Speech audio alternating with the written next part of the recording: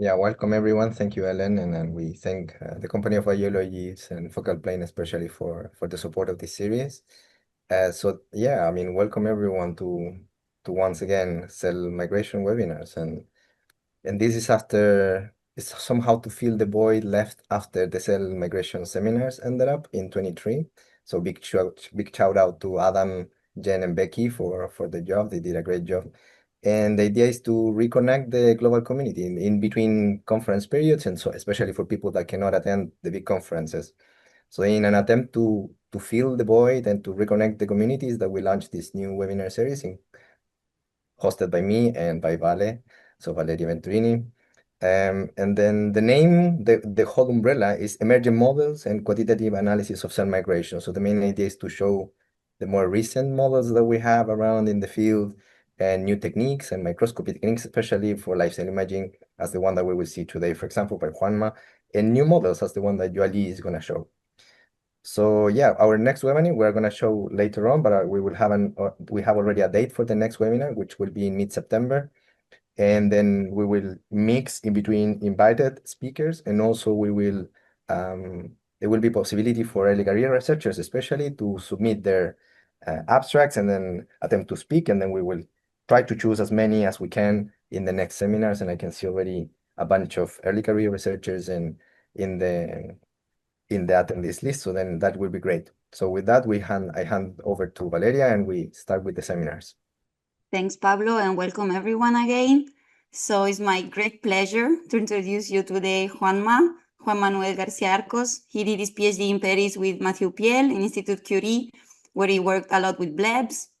And then he did a postdoc with Aurélien Roux and about Flipper and mapping live membrane tension during cell migration using Flipper-TR FLIM. That is what he will present today. But he now started at EPFL, his own lab, called Cell Dynamic and Fragmentation. So thanks a lot for joining. The floor is yours. And last thing, sorry, very quickly, for anyone who has questions, please write them in the chat. Then we will read them, or if we have any question, you will be able also to make them yourself. Thanks. Thank you, Valeria, Pablo, and you see me now? Yes. And Helen and the company of biologists for keeping up the community. You are doing a lot of very cool stuff, not only on seminars, but also some of your journals are reforming the way like reviewers and scientists interact. So I think you are a really important node in my community. So yeah, so I'm gonna cut through it. So this is the work that I've done during the postdoc in the lab of Aurélien Roux in the University of Geneva until November of last year. And you will hear, I mean, I have relatively short time, so you can, I will give you just like a teaser of some of the things of the publication. So that it makes you curious about learning more about Flipper-TR and how you can use it on your own research. You're going to have a lot of questions, so I'm happy to answer at the end. But also, please write to me after if you want to know more about the techniques or about any of the things that I present today. Wait, yeah. So I would say that I am like a material scientist, focused on the surface of the cell, and there we have the plasma membrane, the linkers between the membrane and the cortex that has different components. Is very important also what kind of actin scaffold and the nanostructure of the actin. And then outside we have a very important layer, which is sometimes forgotten, which is the glycocalyx. And all of these layers create this composite material, which is the surface of the cell. And these materials, these different components, they are repurposed in different kind of migrations. So all cells, they kind of share the same material, but in Blevin cells, for example, this is a work from Valeria. So yeah, and then on the other hand, you have, so this is the work of Valeria's PhD, our host today. And then on the other hand, you have, for example, the fish keratocyte, in which the cell front is not driven anymore by intracellular pressure, like this primordial germ cells of fish keratocytes. These are also from fish keratocytes, but these are cells from the skin that are going to make this huge lamellipodium, which is actually what is driving the cell from. So the same material, ectomousin and the membrane, it can promote physically very different ways of migration.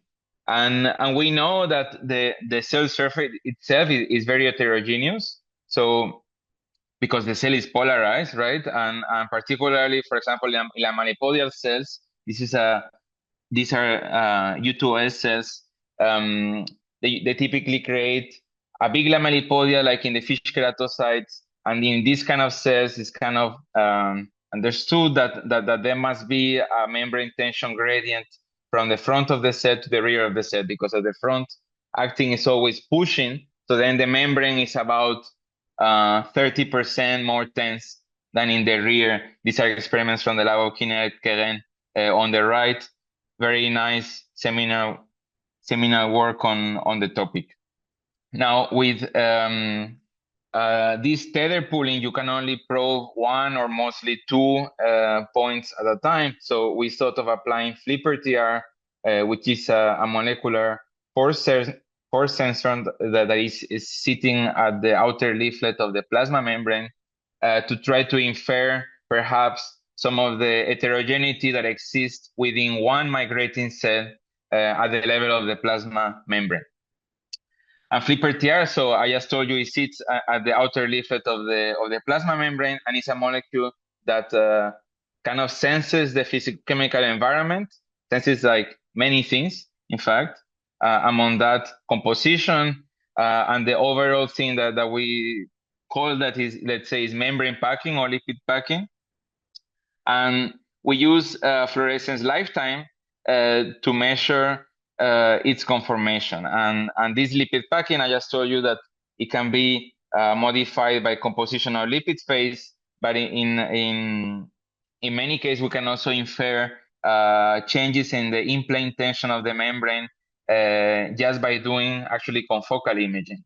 And what is nice is that as opposed to tether pooling, where you only have one a point at a time, with Flipper-TR FLIM, you would have a picture of the entire cell. So because I love blebs so much, the first thing I did in the postdoc was to of course have blebing cells. And then when we put Flipper there, we saw that if you draw a line from the very front of the bleb to the rear of the bleb, where you have quite a dramatic change in the actin organization, there was actually not a significant change in the lifetime. So it was pretty weird. And because when we use Flipper-TR in any cell that is making lamellipodium, that cell like fish keratocyte, which is the initial model that the lab of Cohen used, or other mammalian cells, we tried 7 different cell lines, and even cells without a nucleus, like cytoplasts. Whenever cells make lamellipodium, they would increase the Flipper-TR lifetime at the front, and that is correlating with higher membrane tension at the front, which is what we expected from the literature and from the measurements with tether pooling. Because with Flipper-TR, basically, it's like doing imaging in a bit maybe overcomplicated way. You can also take movies of cells, and we saw here, for example, in this bit more complicated histogram, we are tracking the gradient of Flipper-TR lifetime from the edge inwards as a function of the edge velocity in each point of the cell. And you see here, for example, that would be the inward gradient of Flipper-TR lifetime in the sides of the cell that are retracting. This is typically the rear of the cell, and this is on the parts of the cell that are protruding. This would be the front of the cell. And you can see that the lifetime is increasing, and this gradient is extending over 10 or 15 micron inwards on the bottom membrane of the cell when there is a protrusion. So there seems to be this increased tension over a quite long range, and this is dynamically changing when the cell is repolarizing, as you can see on the video on the right.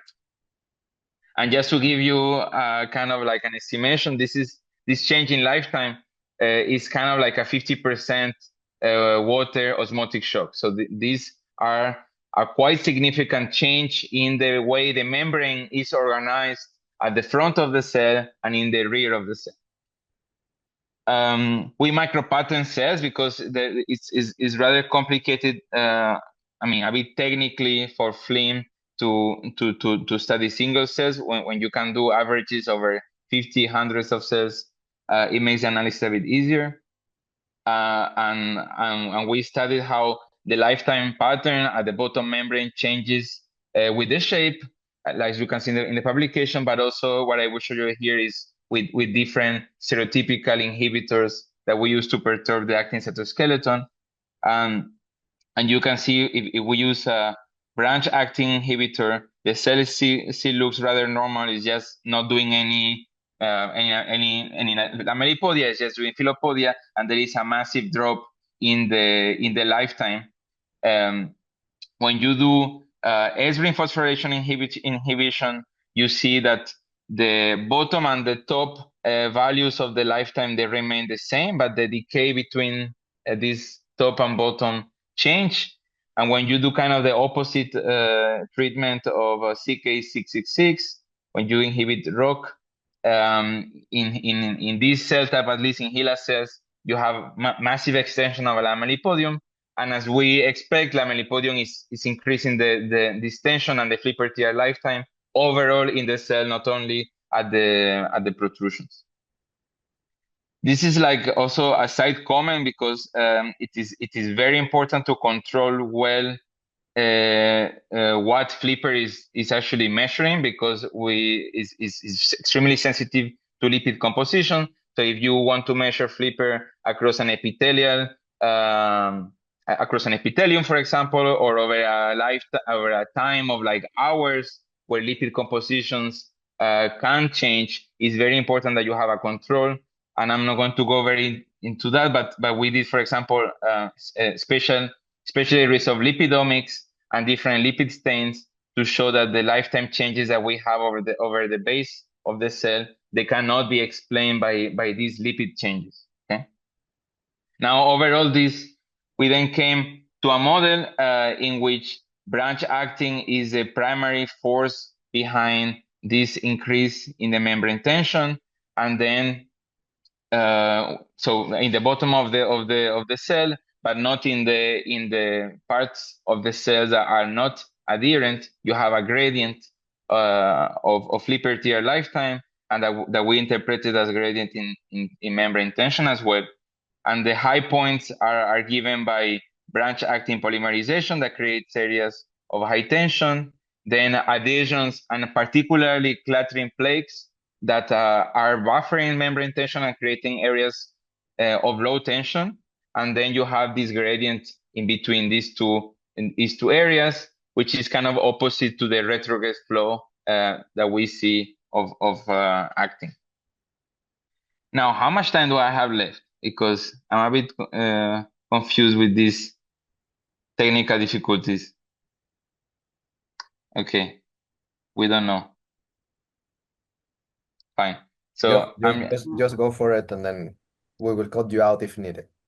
Okay. So yeah. So then so something that I'm very excited about is that this plasma membrane. I mean, every time that I have studied the plasma membrane deeper and deeper, we realize that the eukaryotic plasma membranes, they are near a critical point. So that means that they respond to very subtle changes by changing the lipid and the membrane clustering. And that is what is called in physics this self-organized criticality that happens in quite a few different systems. And we think that this makes membranes very responsive to small changes, such as in temperature, composition, tension. But we also think that branch actin, for example, can change the way the membrane is organized.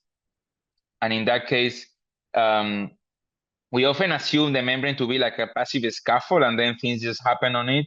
Or maybe there is at most some lipid signaling like PIP2 and so on. But we also think that it's like there are very deep, very important changes between the cell front and the cell rear in terms of lipid packing and organization, which is not only just to have more PIP2 or more PIP3 and so on. So this could explain some of the allosteric interactions that receptors have on the surface. And this is actually one of the directions that I'm taking now in the lab with some other collaborators. I would also like to do a bit of self-promotion. So this is a method that we published this year in how to do the FLIM analysis and estimations of Flipper-TR lifetime. And I'm also be in the method and applications of fluorescence conference in July 2026 and in September 2026 in Helsinki, giving out FLIM workshops. If you're interested in FLIM in general or in Flipper-TR, don't hesitate to reach out. This method particularly, we've tried to do it particularly for biologists and people that are starting, that want to use Flipper for biological applications. So we go through the different kind of estimators and how they basically shape the way you measure the lifetime values. We do like practical experiments like a hypo or hypertonic shock, and we compare like tons of different ways on how to analyze that so that you can be sure on how to do it properly. And we also have like a very cool data on how to estimate the noise from low photon counts across many different microscopes, many different methods, so that you can also calibrate your system and you can answer like the deep question in FLIM, which is how many photons do I need to get? So this is like a very central question when you do FLIM imaging. Now, just like one more minute to tell you like what I'm up to after that. So I'm studying cell fragments that happens when cells bleb in a bit of a complicated environment. And this was already seen in quite a few conditions, such as in cancer cells that are subjected to shear and confinement.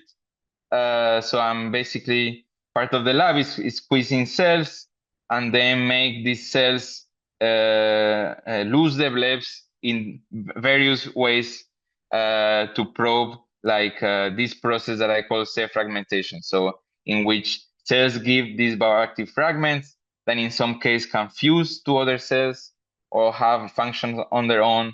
And we do that because there are a few processes that are important where very, very large fragments are produced, and we study what is the consequence of cells losing this cell mass and what is the function of these fragments, and try to find a bit more of mechanistic understanding behind all of that. So thank you all for being here, for listening to this.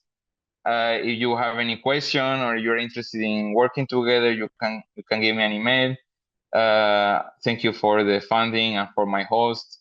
And most of the work that I presented today was done with my amazing postdoc supervisor, Aurélien Roux, and people in his lab. So I'm happy to take questions now. Thank you, Juanma. Thanks a lot. So there are no questions now. So I will ask you one. So for me, the bleb measurement was crazy. I mean, I was sure you would find the difference with Flipper. So do you think there might be like a different tension, but the different lipids are like balancing it out somehow, and then you don't see anything with Flipper? Or because someone did laser cutting, no? And I think with laser cutting, it was kind of obvious. So the cortex, wait, let me see if yeah.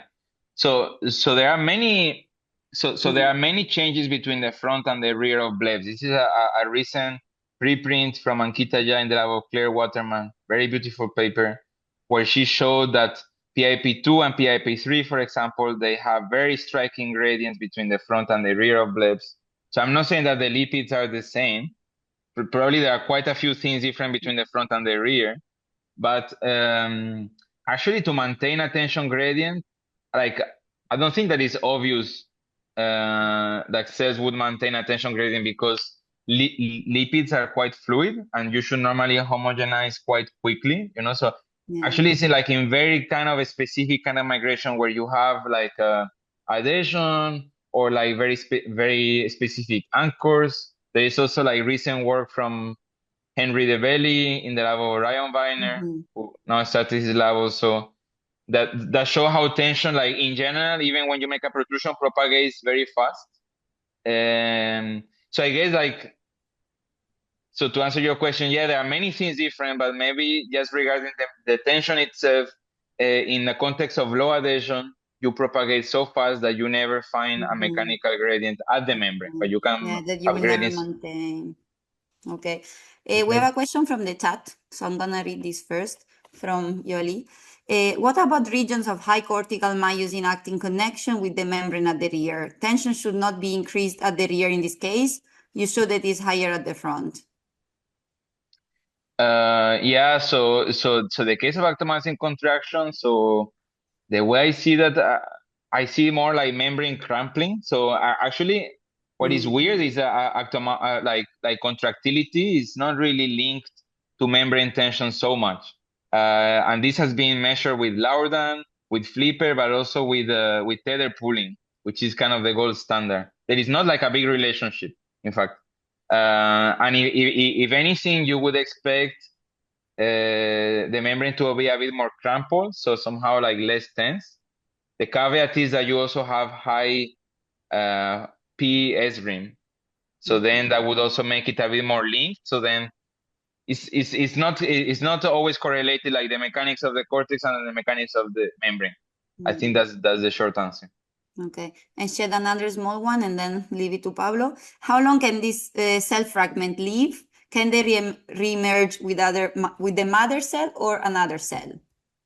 So we have kind of indirect proof that, for example, in the epithelium in mouse, they can cross the basal membrane and fuse to, I mean, from so blebs coming from keratinocyte fuse to macrophages of fibroblasts and travel across the basal membrane. We know that they also live for at least 2 or 3 days, or they can live up to 2 or 3 days. To my knowledge, I've never seen like a direct fusion event. Neither, I mean, we have seen fusion events, I show you one, but we don't know also what mediates, because we know that it's not escort3 dependent, but we don't know what. So for many of the questions that you will have about fragments is basically I don't know or we don't know. But this is why it's so exciting to work on this, because, and it's actually like way more common in physiology than what one you could think. So when I started to pull the thread on this, I realized that it's actually very, very common, and we sometimes have ignored this fact that like very large fragments can transfer cell material from one cell to another cell even far away. Yeah, no, super interesting. Very short question. I'm not sure if there are if there are not yet questions, or if people are not able to post. But then in the meantime, if someone has that type of question, you can post it even in the next seminars, and Juanma can answer in the chat. In slide 8, you show the front to back flipper, right? So then the question for me is that there were a few points that were the other way around. So then most of them you see a decrease, but there were a few that were the other way around. What's going on with those few cells? Is it because they are repolarizing? Is the moment in which they are just repolarizing and the lipids are the ones that precede the repolarization? Yeah. Like what happens in cells that don't show a lifetime gradient? Yeah, that's a very good question. I don't know. Or We should probably go back. Or they show the opposite gradient. That's probably what I saw, is that they were showing the opposite gradient.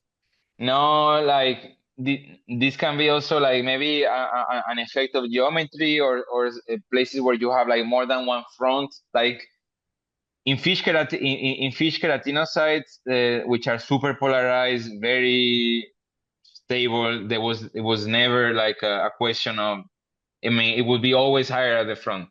It is like extremely reliable. But in other cell types, U2S cells, RP1, sometimes they have more than one front. So I think it's harder to define it. I think it's more coming from that. I either saw like cells not polarized. I mean, the flipper signal like not polarized, but never really like the other way around. Okay. Okay. Thanks a lot, Juanma. Thanks again. And now we move to our next speaker. We're really happy to introduce you, Yohalie Kalukula so she did her PhD in the University of Mons with Sylvain Gabriel. And this is the work she will present today about the actin cortex as a mechanical memory of past confinement. But now she moved in the lab of Benoit Ledoux in the Max-Planck for Physics and Medizin Erlangen. So we're very happy to hear your talk, and thanks a lot for joining us. All yours. Thank you very much, Valeria, for this very complete introduction. So I would like to thank you, the organizers, and the company of biologists for choosing me and this opportunity to present my PhD work. So I'll start directly with an introduction. Okay, so we all know that single cells, that we use the features of the extracellular matrix in order to orient themselves during migration. And notably, a well-known fact is that they will use the aligned matrix fibers in order to do directional cell migration. So they can read the cues of the extracellular matrix. Notably, in the context of metastatic tumor, it really allows cells to migrate faster and in a more persistent way. And now we were interested in how a single cell interacts with a fiber. How can the cell modulate its speed? And we can see on this video that there's a nice recall of the cell body. There's a symmetry breaking, and at some point the cell is compacting, and then it's allowed to speed up. And we wanted to better understand this mechanism, and also know how often this happens. Okay. And we were wondering if at some point when the cell is adapting its shape, can it remember this shape and maintain it over time to migrate in a more efficient way? So we decided to use micropatterns for that because they can mimic fibrillar 3D migration. And we use a geometry already introduced by David Bruckner in 2019. And this geometry is called a dumbbell. So it consists of a thin bridge where the cell will be confined of 6 microns that is connecting 2 squares of 40 by 40 microns where the cell can relax, as you can see on this video. And the cell, over many hours, it has a very consistent back and forth movement. And to play with confinement, we only changed the length of this central part, going from 40 to 160, so over the max extension. And we did this because we wanted to reproduce the dimension we can find in interstitial spaces in the skin and in the breast tissues. So first, we looked at the cell morphology during the crossing process, so when the cell is on the bridge. And we used MCF10A for that. And what was nice is that during the whole crossing process, MCF10A, they don't really have a stick-slip regime, so they keep the same shape during the whole crossing process. And we looked at the cell shape index, which tells you how elongated the cell is. And we could see that as we increase the length of the bridge, we have an increase in the cell shape index. And we wanted to better understand what's happening there. So we looked at the distribution of these cell shape indexes. And on the short bridges, you can see that there's a one model distribution, and most cells are elongated. But on the longest bridges, and it's the same for the 320 microns, we have 2 subpopulations of cells. And so we have a population of cell that is elongated and one that is compacted. And we decided to classify these shapes, and we looked for this threshold here at 0.4. And based on this, after that, we could classify the cells according to their cell shape into 2 groups, compacted and elongated. And you can see here an example of the compacted state. So with this, we could see that cells, they actually adapt to long confinement by switching between two shapes, elongated and compacted. Then we were wondering if these shapes have different migratory behaviors. So we looked at the nuclear trajectories over time that we color-coded according to the cell shape index. And from this, you can extract the cell speed. So these compacted cells are much faster, almost 3 times faster than the elongated ones. And they also have a lower dwelling time. So the time the cell is going to spend before repolarizing on the square.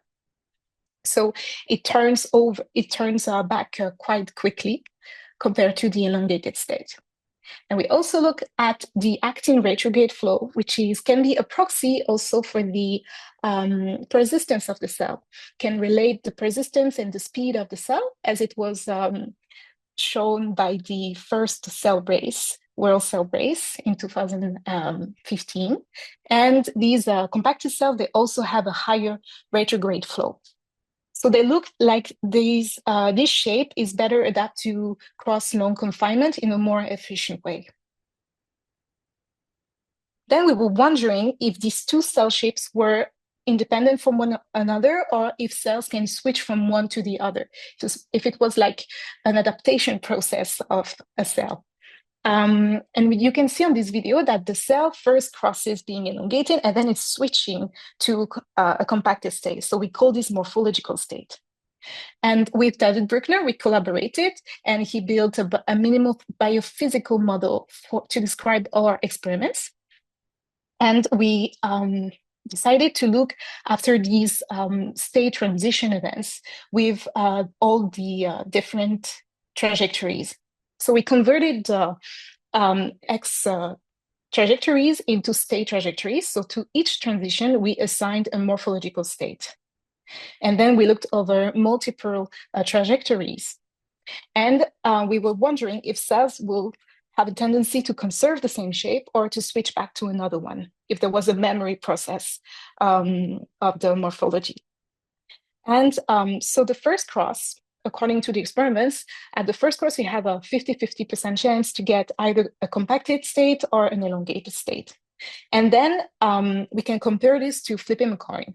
So if there's no memory, then it will be like every time the cell is crossing the bridge, you have a 50-50% chance to get one or the other morphology. And we compare this to the model David built. And in the model, there are two important parameters. And one is the dwell time, the time the cell is going to spend on the square.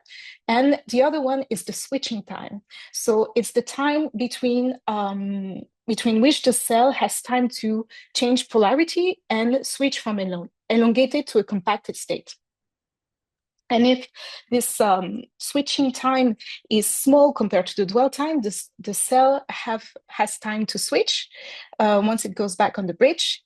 But if it's longer, it means that the cell needs time to rearrange its internal, we don't know what yet, machinery, and it keeps the memory of the morphology.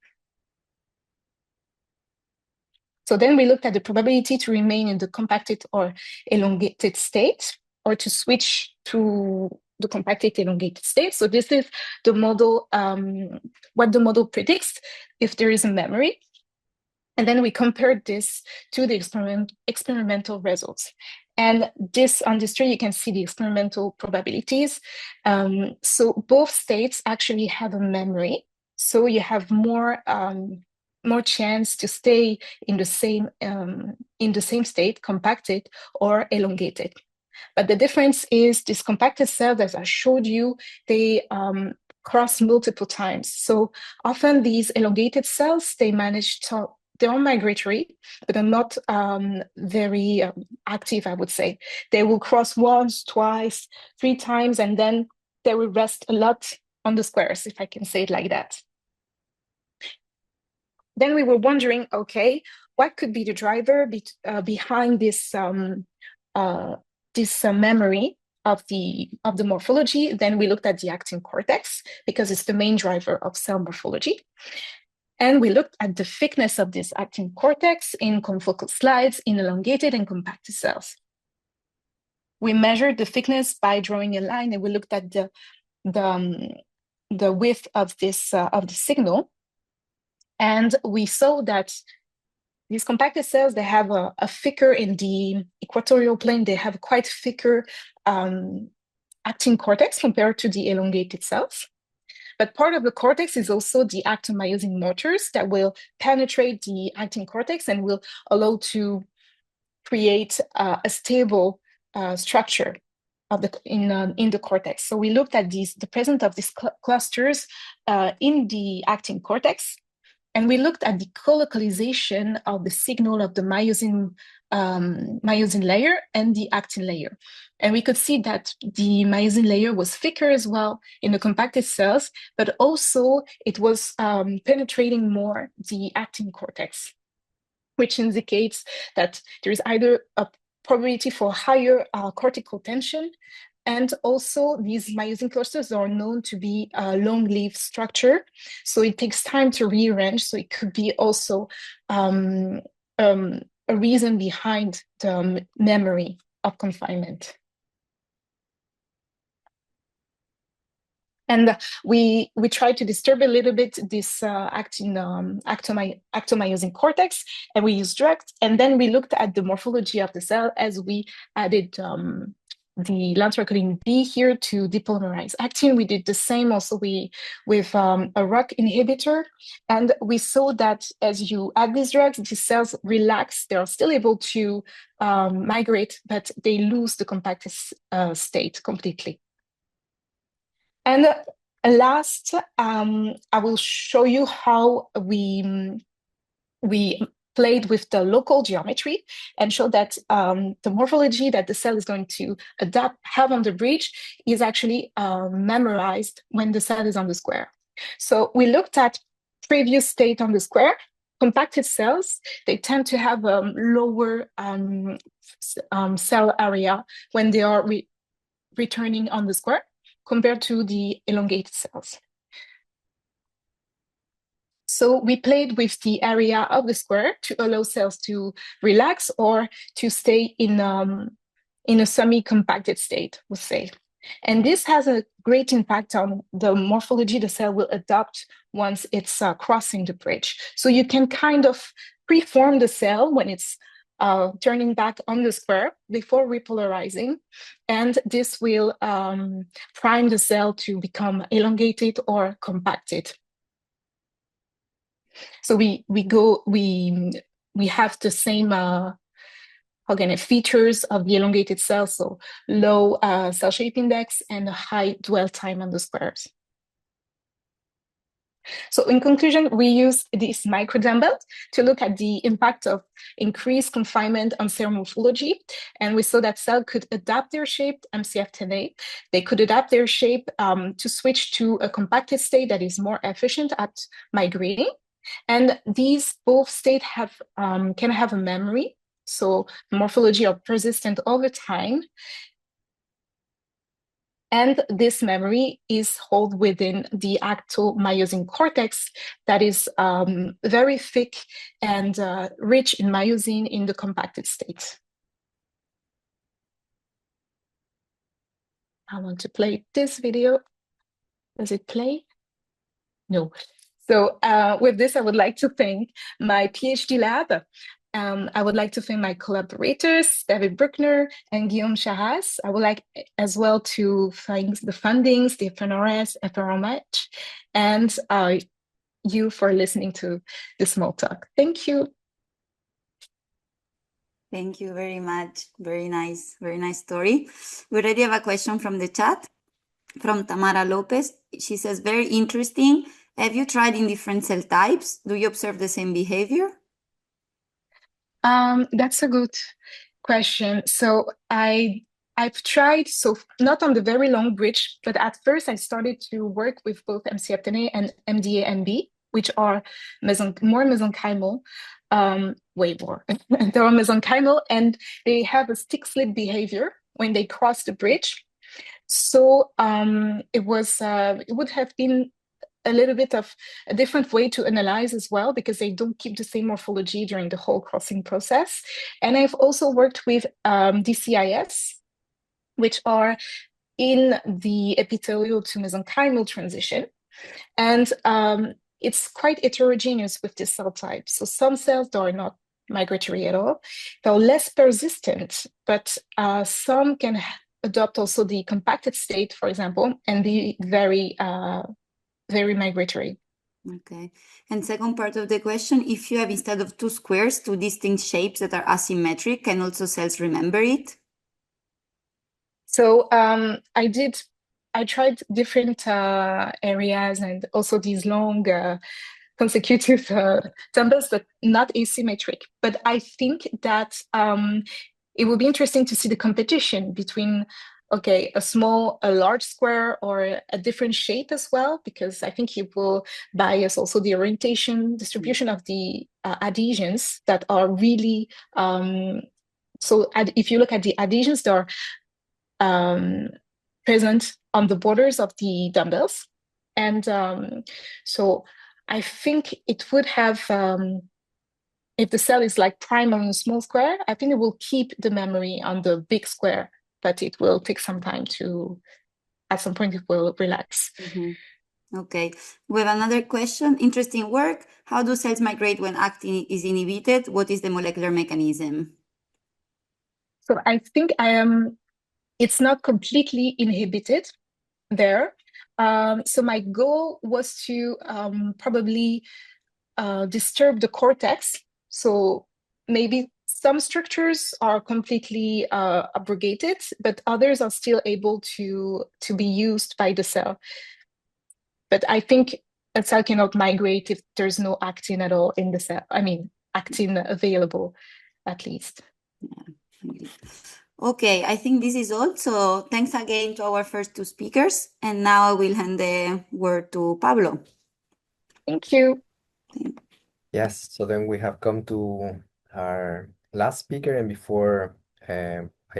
before Dan starts sharing the screen, I want to remind especially early career researchers that the idea of the seminars is to show ongoing and soon to be published or unpublished work, so then that this can be somehow a boost for your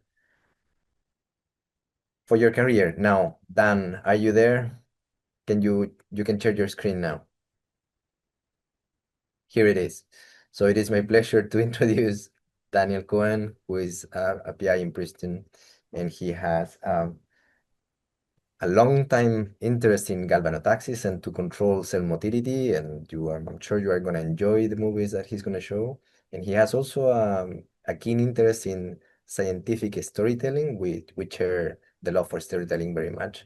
So I'm looking forward to your talk, Dan. Thanks a lot for accepting to give this talk. Thank you. Okay, let me get the screen sharing going. Okay. All right. I am Daniel Cohen, and it is very nice to be here. These types of things are great teaching materials, and I get to see cool things, and it's really neat that there's a community who's so excited about cell migration. I'm an engineer by training, and we came to this unexpectedly, and I'll tell you a little bit about that. And we'll have a talk that's a little bit more on the how to make cells do what you want side of things and what that has to do with herding and general crowd dynamics. Before that, though, I want to just acknowledge my wonderful group up front. They come from all disciplines and locations, and the kind of work we do is really something that's interdisciplinary, and cell migration in particular has far transcended just the biology, and there's so many different techniques and approaches, so anyone can do it. And if we dive right in then, so how did I wind up doing this? I had decided I didn't like cells, and I was done with them, and they were boring, and they just died, and they never did anything. And then I had a chance to do this experiment on the left. It's still my favorite movie. It's 15 years old. It's not very exciting to most people, but to me, it convinced me collective dynamics and migration was amazing. So these are your classic MDCK epithelial cells. They're all holding hands. That's the red signal cadherin proteins, and the blue dots are the nuclei, and they heal. Many people have seen this type of movie. But to an engineer, this is amazing. This is a self-healing community. This isn't just material that self-heals. This is a group of thousands of individuals that work together to figure out how to solve a problem. And they do it without anyone telling them how to do it. And it's this beautiful example of collective dynamics. And this has certainly been discussed historically as well. One of the first records of this was from Rudolf Virchow, describing groups of cells and the organization of cells and organs and in organisms as a Zellenstadt, or a cell state. And he described how you can think about these large groups of cells as communities and cities with tax collectors and bureaucrats and waste management. And so this idea of looking at this as an ecosystem or as a large group rather than just a bunch of individual cells together is really important. And that's the framing we're going to be talking about.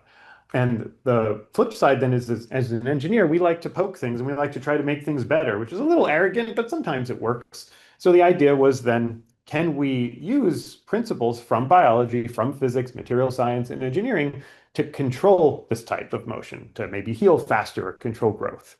And so what my lab really does is we think a lot about how to understand the underlying biology and mechanics and physics and materials to come up with ways to poke the system and make it do something useful and maybe get something out of that. And we'll talk about two very quick stories that really focus on why groups are strange and how to take advantage of the unique properties of large groups of cells and make them do useful things.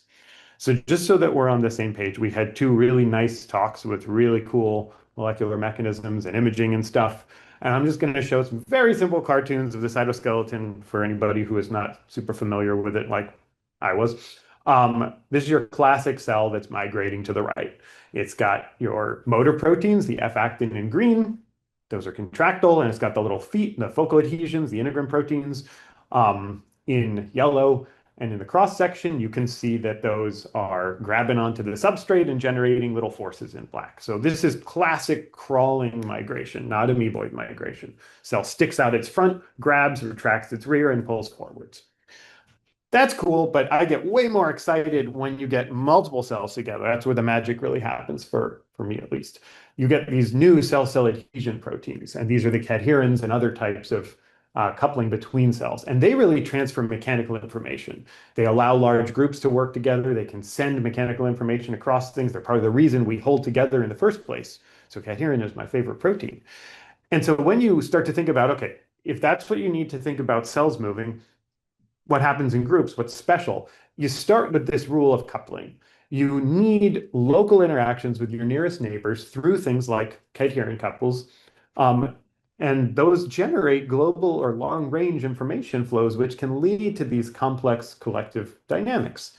This is true in any collective system. For instance, in bird flocking, birds are paying attention to things like the position of their 7 nearest neighbors. And so that's a visual cue. With cells, most simple visceral cue is just, are their neighbors pulling on them?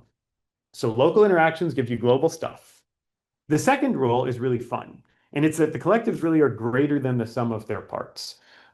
Which is to say that if you took a flock of birds and you took a bird out of it, you're not going to understand that flocking even exists. If you took a cell out of a group of cells, you might not even see cadherin proteins at meaningful levels. So you wouldn't know that these behaviors exist. And here's a really clean example that we were surprised by in my group. So these are, again, MDCK, kidney epithelial cells. The color is cell cycle. Green is actively dividing. Pink is they haven't made up their mind what to do yet. And when you grow this for a couple of days, you get these beautiful behaviors. These are very large tissues. And the center turns pink and the edge turns green, and we call this a watermelon. It's actually called contact inhibition.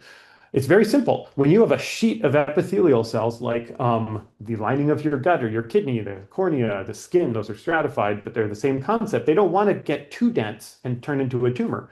So cells shut down, they stop moving, and they stop dividing when the density gets too high. And there's a bunch of cool physics, mechanics, cell coupling there. And on the outside, there's empty space, and epithelia hate empty space. So they just migrate into it, kind of like just healing into the empty zone to fill it up. And so you get a lot of motion and a lot of division there.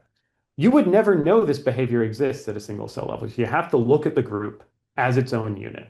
You can't be purely reductionist with collectives.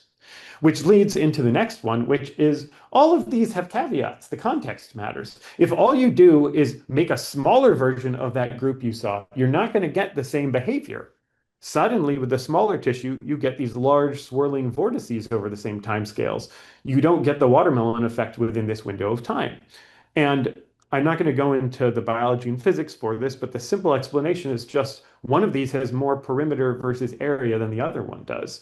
And so small changes in size of the little tissue really affect all the forces and the cell cycling inside it.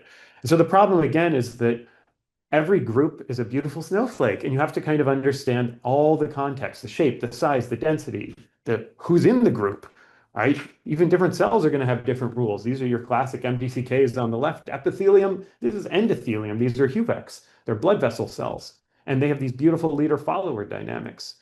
And so everything's going to affect what your group does. And I have a little obligatory AI sidebar. There are some amazing tools out there for working with these systems now. So we've done some AI work just trying to learn the dynamics of the rules of who pays attention to who in these groups. There's a really cool paper that just came out recently, put down there too, that goes into machine learning of collectives. The imaging tools here are great. Things like CellPose have really made a big difference for our work. So shout out to the CellPose team. You guys should give it a shot. It makes working with these giant groups of cells much easier. Okay, so all of that context aside, if you know some of these rules, can you make tools to work with these and do something useful? And there's a lot of motifs for working with groups. Here's a cartoon with some of them. My favorite, and the one we'll talk about here, but we've actually worked on each of these, is this concept of outside-in control, where you poke a system from the outside and you see what happens. There are very sophisticated things you could do where you make a robot or something, or a material that looks like a cell but isn't, and it tricks cells into doing something. Or you could just brute force it and reprogram the cells with synthetic biology to do something different. Lots of tools, but let's start with the simplest case of just poking it from the outside.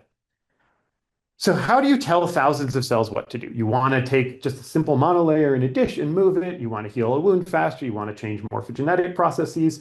How do you actually think about when and where to apply those commands, and what type of command would that be? Our oldest example of this is sheep herding. It's about 7,000 years old. You can find this video from Tom Whitaker on YouTube. It's gorgeous. It's super fun to watch these types of behaviors. And what's so cool about sheep herding is that it's just these local perturbations. It's called applying pressure when the dogs approach the flock that produce these global changes and these long-range things that all kind of work together to drive the flock. And there's all sorts of papers published on this. A really cool one from the Bamo lab just came out very recently. And we're still learning how sheep herding works. But the funny thing is, and I always make this joke, and it's still funny, at least to me, the dogs, the shepherd, and the sheep don't read the literature. So how does this work? And this is what we would call iterative control. You don't need a full model of the system. You don't need a molecular mechanism, but what you do need is a perturbation response. That means the dog goes up, pokes the flock responds, and if the shepherd and the dogs decide that it's not right, you iterate. So if we could find a cue like that, we could get some really potent cell control going. So that means we need a sheepdog. And if we had one, we could heal injuries faster and control morphogenesis and all the usual fun stuff here. So cutting a long story short for time reasons, we use bioelectric sheepdogs. And if you haven't heard our talks on bioelectricity before, it's a weird space. And I do a lot of nightclub and museum and public talks on the history of this field because it's such a strange backstory. And there's so many cool scientific things related to cell migration here. And it's sort of being picked up again recently after a long pause. But here's the very short version. If you haven't heard about electricity and cell migration, it's not your fault. It's not taught normally, and there's a weird past to this. So very, very briefly, Galvani, who many people have heard of, the twitching frog leg guy, he had a nephew who extended his experiments where he made frog legs twitch to humans. He took executed criminals in London, attached them to huge voltaic piles, and made corpses sit up. Everyone was pretty excited about that, but it was not a great look for bioelectricity. And this image has continued to this day. This is Guillermo del Toro's fantastic Frankenstein adaptation. We have this morbid fascination with these things. And what's even weirder is that none of that was actually in Frankenstein. You didn't need to say anything about electricity. It was sort of in the air. Everyone kind of knew about these weird experiments. And the problem is that leads into a lot of quack medicine. On the left is a suspensory. It is a bioelectric pair of underwear for men and women. supposed to cure everything. Obviously, it doesn't quite work. And if you look at that thing on the right, that's a modern day electrical shocking thing. And they all do something, but we don't have a scientific enough sense of what it is, and it's not reliable, and people don't trust this for good reason. There's electric chairs and all sorts of other delightful things. So this is a field that apologizes for itself, like Ian McCaig did in this paper I'm citing, where he just explains, like, the history of this field is bad, so sorry, but we're going to show some real science. So what was hiding there, and what this has to do with cell migration again, is some stuff that was discovered in the 1840s by Dubois, Raymond, Matucci, and others that shows that when you injure yourself in an epithelium, you actually measure a current at the injury site. This is a modern measurement of this type of thing where you cut yourself and there's current. I'm not going to go into how all the ion flows make this happen, but the simplest explanation is we're a bunch of tubes or bags of salt water. And when you prick us, we leak. And when we leak, those salt ions can essentially start moving and diffusing along gradients. And that's kind of the definition of a current, which then leads to an electric field. And this matters because cells can actually follow these fields in a process called electrotaxis. So there's the punchline. This is work from Yuban and Jeremy in my group, where we told a single skin cell with actin labeling to migrate through a square. We gave it 4 little vector commands and made it follow this pattern. This is electrotaxis. It's very neat. And even cooler is we actually are starting to know really where it comes from. So the general mechanism is pretty neat. There's a good description of it with a specific protein identified by Nathan Beliveau's recent paper from Julie Terrio's group. You should definitely check it out. When you have these weak electric fields, they can't go into the cell. They go over the membrane, and they actually cause electrophoresis of the charged parts of the ectodomains of proteins in the membrane. This is literally gel electrophoresis, except applied to the surface of a cell with tiny fields of about a volt per centimeter. And what that can do is it can move proteins around, like this one that Nathan identified called TMEM154, which guides neutrophil migration. So now you have a way to polarize all sorts of classes of proteins and trigger things like ERK and PI3 kinase and PTEN and all the usual migration polarity cues electrically. And if you accept that, the other cool thing about electrotaxis is that it tends to be pretty general. Most cells migrate from positive to negative on ion gradients. They actually increase their speed when they're doing this, which is a bit unclear why. It's very cool. And it works across all sorts of things, from slime molds to humans. There's a great review from Elias Vargas's group recently that you could take a look at there. And this happens all over the place. It's been found in vivo, it works in vitro, and it can be engineered. So this was why we picked this as a sheepdog. You don't need to genetically change anything. You need to just change where the field's applied. So we're able to do all sorts of cool things, like make a patch of skin cells move through this thing, take a whole tissue and apply a shaped electric field to it and cause these cool distortion patterns. There's a lot of neat stuff you can do. So you say, fine, we have cool devices. Please don't use sheepdog, our old one. If you want to use one, try shepherd, poke us. We'll also tell you easier ways. People should start trying this out. It's not that hard and it's super cool. Moving on from the shameless plug. So we said we knew how to do this. So what could we start doing wound healing better? So this is our first case study. Collectives are weird, and if you don't really know what you're doing, you're going to wind up with weird things. So here's a patch of just engineered skin. These are primary keratinocytes from a mouse from Janelle Davenport's group. And when we punch a hole in the middle and watch them heal, they're slow, but they do it. Okay, so then we use our fancy device to tell every cell to move to the center and heal faster. And they rip themselves apart and die. That's not good. You don't want that happening in your skin wound, for instance. So what's going on there?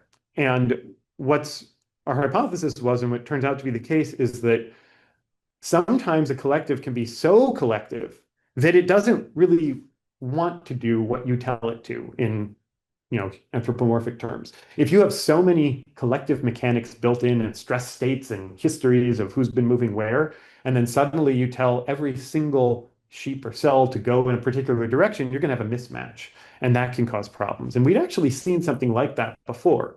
So this was Gowan Shim's earlier work, where if you stimulate immature skin cells with low cadherin levels, they electrotax great.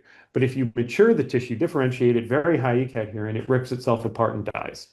And so the issue is that as you increase cell-cell adhesion, you increase collectivity, information can flow better, and that actually makes it harder to control. So back then in 2021, we were kind of nasty and brutish to cells, and we just said, okay, here's the next rule. If you can't work with the existing collective behavior, we're just going to break it. We're just going to brute force a solution and make every cell do what we want by breaking their usual handshaking. So we attacked cadherins, and the theory was if you weaken E-cadherin, you should make the system more flexible and responsive. And that works. You go from a system like this that rips itself apart to a system like this where you use either calcium chelation or antibodies against E-cadherin live, and you can fluidize and move the whole skin tissue across a Petri dish, which is really cool to see because they're big enough you can see this by eye. It's pretty crazy. So that's fine, it works, but it's, again, it's inelegant and it's not very nice. You're breaking the natural collective behavior that you were so excited about and said was so beautiful and all this other stuff. Is there a better way to do this? Because frankly, if you were going to try to heal an injury, you probably don't want to remove cadherins from skin. They do a lot of barrier functions. So this was the next case study I'll bring up, which is there's a lot of cool bio-inspired crowd dynamics that you can start to look at here that we'd already identified and we've just been doing wrong. So every single electrotaxis study, as far as I know, has applied global electric fields. And that does things like this. It rips apart the leading edge. You still get some responses, but it's like a giant dog in the sky over the flock going, woof, telling everyone to move. And what we think is happening and what postdoc Jeremy's current model that you can see on bioRxiv shows is that it's kind of like a tug-of-war system where if you break this in the middle, people go flying back. So if you're the poor cell at the leading edge and everyone pulls on you from behind, you wind up with these imbalances that can actually cause damage because everyone's doing everything at one time. It's the wrong time scale and length scale. So we said, okay, let's do what sheepdogs do as best we can. It's still not as elegant as a pure boundary perturbation, but now we're going to tell only a small portion of the group to move through electrotaxis. So we have tools now, and you can see this in a separate bioRxiv paper, where we can really precisely pattern the electric field within a tissue. So that's what I said, okay, this looks great. This isn't causing death. You can kind of see this up above. The tissue is mostly responding in the middle, no problems at the edge. And we see that this local input actually produces very long-range responses. So you get very high cell speed right under where you're stimulating in that little zone, but you get direction. This huge red patch is much bigger. That's collectivity. That is information from the local input becoming much wider and spreading. It's a beautiful example of collective behavior. So if we look at a still image of this, you can see this huge red zone emerging in the middle of the tissue. That means those cells know about the stimulus, even if they're not next to it. It's like an earthquake detector detecting those mechanical cues from far away. So what we actually see is the region that gets oriented in blue, the region here of cells that move in the direction we tell them to, is millimeter spanning, even though we only put in a 0.5 millimeter input cue. And so if you look at a quantitative profile of these, the dotted line is the local electric field, the red is the increased speed from electrotaxis, but the blue are the cells moving in the direction we told them to. So this is a perturbation response in physics terms, or a stimulus in response in biological terms. And you can actually learn a lot of the mechanics of this system from this, which we used to go back and say, what's going on? We did a quick test on E-cadherin, and we showed that as you increase calcium cadherin means calcium adhesion. So as you increase calcium, you get more and more cadherin, you get longer and longer distance of this coupling length. And if you break cadherin with an antibody, you weaken it. So we kind of thought we knew what we were doing, and we made our usual mistake of saying, we figured everything out, let's go do it again. So here's for reference, here's our controls, nothing happening. Here's global stimulation, everyone dying. And then we said, okay, let's do local stimulation. Well, problem number one is now you're in a circular system. Where do you poke the cells? So we did a bunch of stuff to kind of figure out what this would look like. And the basic idea is the equivalent of a little local line like you've seen before with those strips of tissues for a circular wound is a ring. So we're going to tell every cell in that yellow zone go really fast towards the radius, or towards the center of this circle. That makes sense? And the problem is if you're too close, to the edge are going to rip the edge apart. And if you're too far away, nothing's going to happen. So we did some pretty cool experiments you can read about where we found that the magic W, the distance from the stimulus to the edge of the wound, is about 1.25 millimeters when you start to see good effects. So we said, okay, we finally got this, let's do it. And that's what you're watching here. And you can see it goes really fast initially, and then it looks like the movie freezes, but it doesn't. You can see the clock's still moving. The tissue freezes. And this is another beautiful, instructive example of why crowds are weird and their mechanics are really different. So collective migration has this whole extra element to it. So the reason this is happening is the geometry matters. This isn't a straight line of cells anymore. We never saw this jamming before. It's something about the radial shape. And the issue is that if you imagine telling everyone to move to the middle underneath that red line, they're moving from an area of, or from a region of large perimeter area to a region of small space. You got a lot more cells that you're trying to cram into a little space.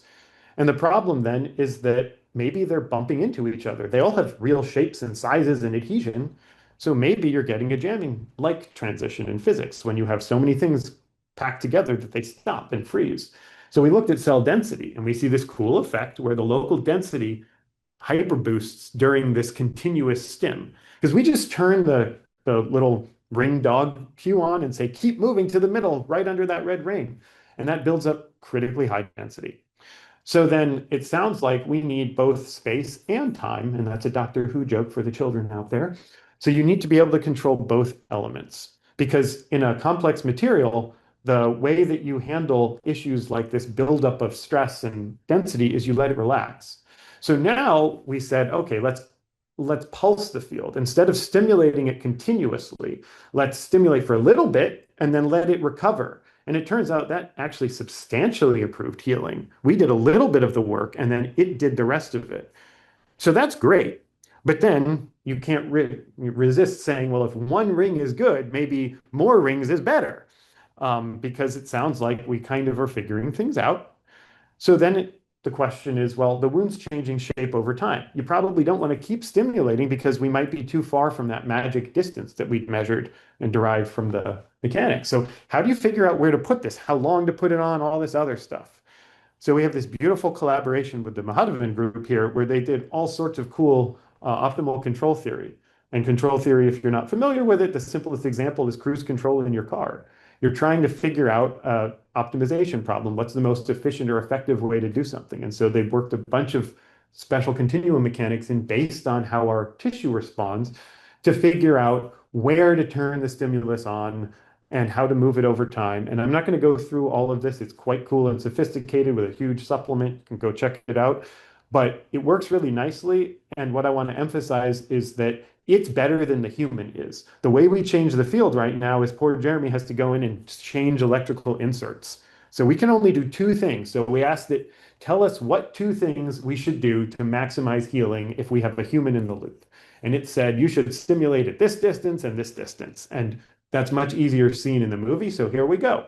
Taking its advice, we did two different rings. So we pulse the red one and then we pulse the green one closer to the edge. And you can see two waves of contraction happening now with no damage. And this got the hole closed about 5 times faster. And this is still very crude, but you can start to see that you can really figure out how to couple everything from the individual molecular mechanisms of cadherin coupling through the biophysics of the crowd dynamics to some kind of practical output. And so if we summarize where all of that leads us to, and I'll just put this other movie up from another study that's really pretty from our attempts at working with big tissues. If you know what tissues are going to do and you know the collective rules, you can really start to do really neat things with them. But you need to be able to close that biological loop. And everything's going to matter here. So the things to take away, apart from the rules of collective behavior that we went over before, is that the cell types matter. Everything about the group matters, from the shape, the size, the density. And these are not intuitive. Even for us, when we consider ourselves crowd experts, right? We still couldn't fully predict all the things that were going to happen. And even if we had a guess that maybe jamming would happen, we wouldn't have known where and when. So this is a really nice advantage to cell systems because they make it really easy to do these types of large-scale crowd studies. And you can really start to learn this perturbation response, which Jeremy's really excited about taking into his future work, where you poke and prod, learn how the system dynamics respond, and then come up with a better way to do things. So it's a really neat interplay of the engineering, the physics, the biology. And I will stop there and take some questions. And once again, thank the wonderful group behind this and our various funding sources who have helped us keep bioelectricity moving. Thank you. Thank you, Dan. That was very, very interesting, and I love the movies and the many reference to, let's say, real life behavior. Okay, so let's go with the question. I have many, but then we will go with the people and they deserve it. So Yara Hassanain says, there is in vivo evidence of stretch-induced electric fields that occur in migrating cells during convergent extension of Xenopus embryos. Yeah, Do you think a similar thing happens in your wound healing assays? that's a great question. So this is a recent study from Elias Vargas's group, which shows really cool mechanoelectrocoupling in Xenopus neurocross migration, and that involves piezo1 as a mechanosensor, and then these voltage-sensitive phosphatase domains. And we haven't looked for piezo yet. It should be there, and we're very curious to start looking at these different things, and you might see some of this. What I do want to highlight, though, is what's tricky is in vivo, the tissues are much better at creating their own local electric fields because you have all these ion fluxes in this microenvironment where they can actually generate their own thing. In vitro, it's not clear how much local gradients they're making themselves. And that's something we're actually working on. So Elias and I have a collaboration that we'll be starting soon to try to see if we can engineer gradient production into other tissues. So it's a great question.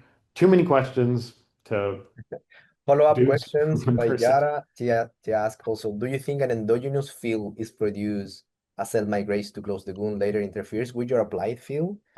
Which sort of relates, right? She's asking whether the endogenous is interfering with yours. I wish I knew. I think that what has been measured in certain wounds, and I can try to pop that figure up quickly, is that the native wound currents tend to change over time anyway. Oh, I don't know if the screen is sharing, but let me quickly bring this back up. So they're definitely changing, but part of that may not be a good thing. We have evolved to heal good enough so that we don't get an infection and die. That doesn't mean we heal as quickly as we could. That means we may have some scarring. That means that the wounds dry out and scab over as a protective thing, and those can knock out the currents. So we don't have a good sense of what the local field is doing versus what it could or should be doing if we were optimally driving something, and that's why more people should look at that. Good question. Another questions by Tamara Lopez. Very nice. Does it mean that in the local radial perturbation, you are switching all these cells from follower to leading? So then you are switching follower to leader behavior? I'm very curious to know the answer to that too. I'm not sure whether they are actually switching their state. Like if they have molecular markers of leading or mechanical behaviors, they certainly are pulling on the cells behind them and pushing on the cells in front.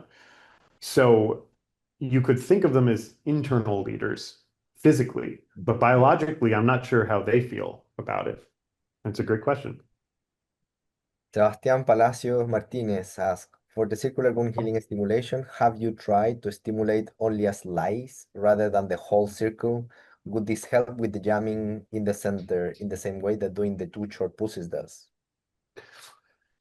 We haven't tried a complete sector. It's a little difficult because of the way that we shape the electric field. So we would have to come up with a sneaky way to do that. And it's worth thinking about it. What we have done is if you put the ring off center, so it doesn't have the same distance to the edge everywhere, you get a huge range of different distances. And you can actually quickly map what an optimum distance is and how these asymmetric fields might affect things. And it hasn't been as good as a local one from what we've seen so far. Yara has a follow-up questions after thanking you for the answer, and she asks, do you think there is a gun size threshold that can affect how effectively cells can respond to the applied field? Like now she's talking about the gun size. From the mechanics that we've seen, Probably not, because we're able to localize the field a certain distance back that's built into the mechanics of the tissue rather than the shape of the wound there. But the timing of when something like this jamming-like process might happen would definitely be affected by relative curvatures and sizes and things. So I think that you would have to tune what you were doing as a function of what the wound actually looked like. I had a follow-up question on that, but maybe you already have answered.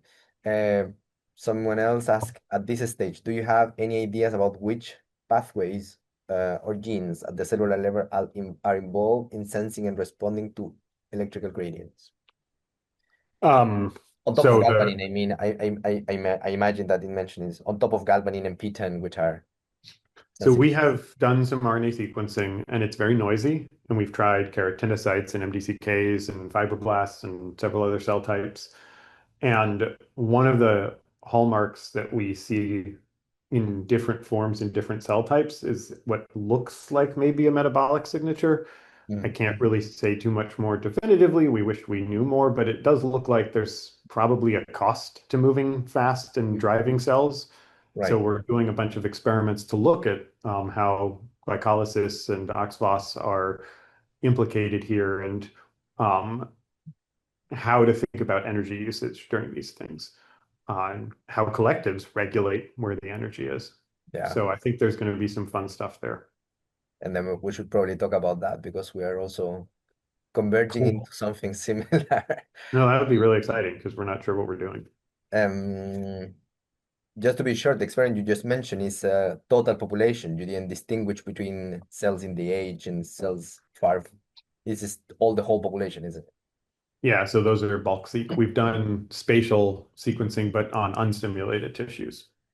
So we're not sure what the patterns are yet. You're gonna come to something, I'm sure. So Bernan Ciraulo says, well, great talk. Any ideas where machine learning models could help unravel the complexity of crowd driving? This is a good question. Maybe to make sense of a model that is only possible to study empirically, just poke and see.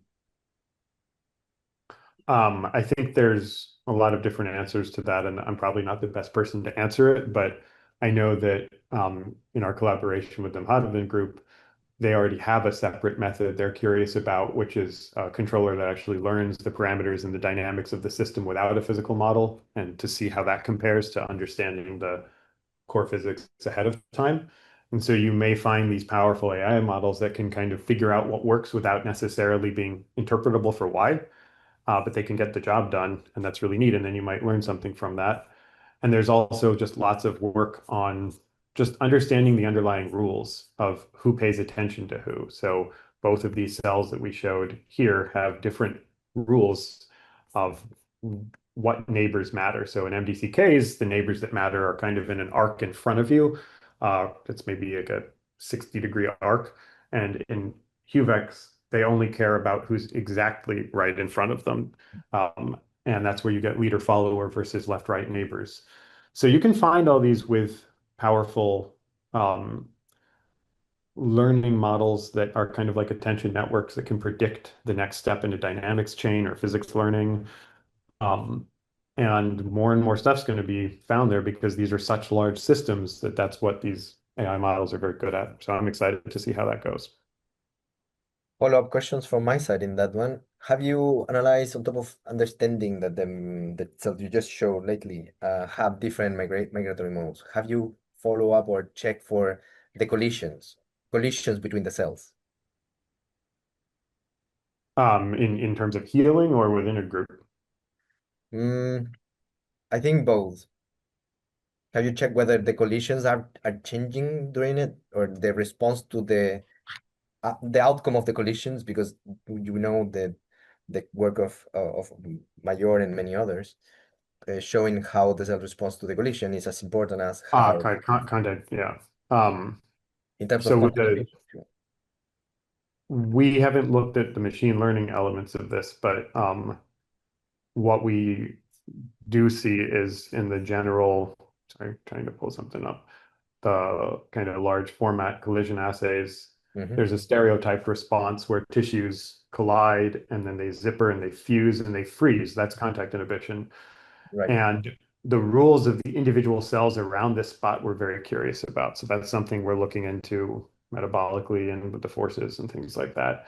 But I don't know if they're the best way to define their state change, because they stop so suddenly that, of course, the models would learn something different about them. So I'm not sure how to ask the right question there, but it's a neat area. One more before I go to one question by Juanma is, in this case, you're making the gun radial, but then when we have a gun in our skin, let's say, then we get a rather elliptical, if you want, sort of gun, isn't it? Have you tried, is it different from a radial to a non-radial gun?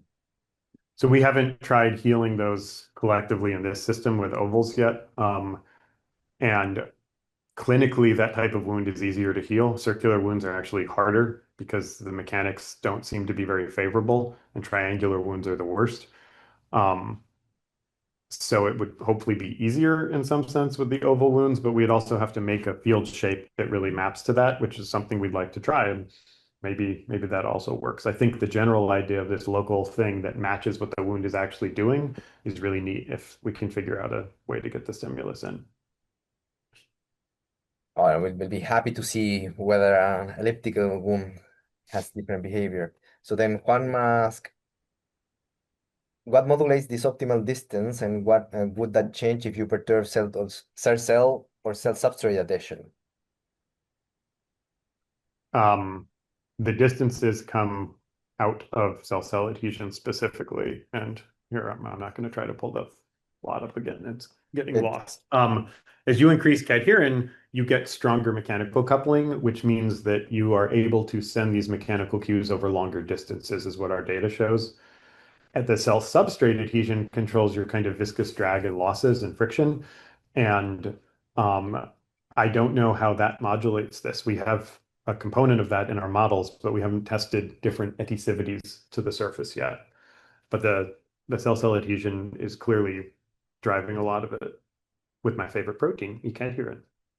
And the follow-up question, does the magic distance correlate with the correlation length of force of cell alignment in the unperturbed layers? It should, and the correlation lengths are tricky because they are smaller normally than in an unperturbed tissue than what we see here.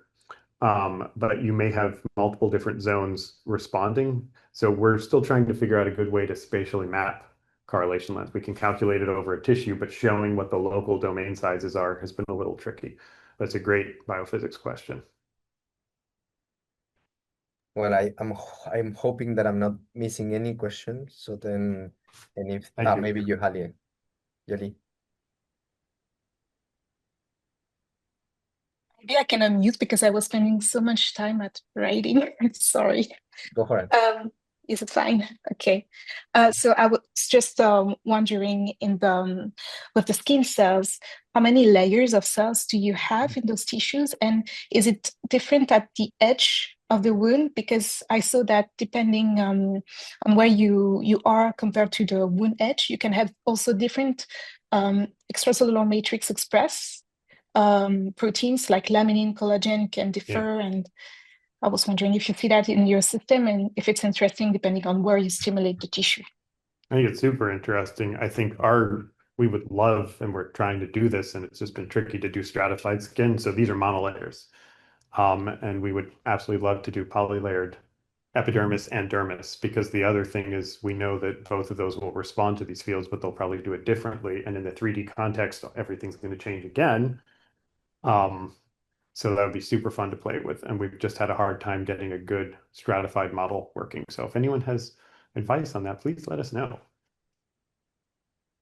Okay.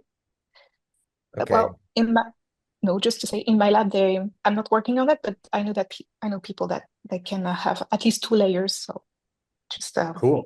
Yeah. In case. So, thank you. We can chat. Thank you. Sounds exciting. Thank you. Well, with this, we can close the Q&A session. Thanks a lot, Dan, for the super cool talk.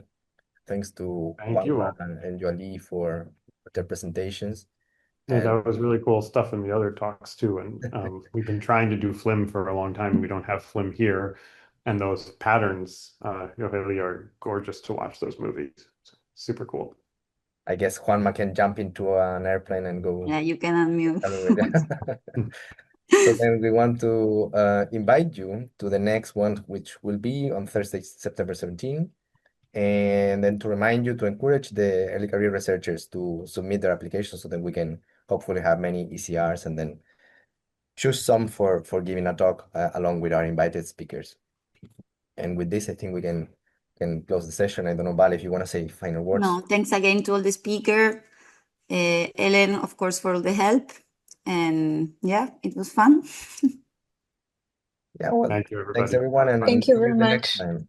It was Thank really you. fun. Thank Bye-bye. you. Thanks, bye. Have a good one. Bye. And thanks for joining to everyone. Bye-bye.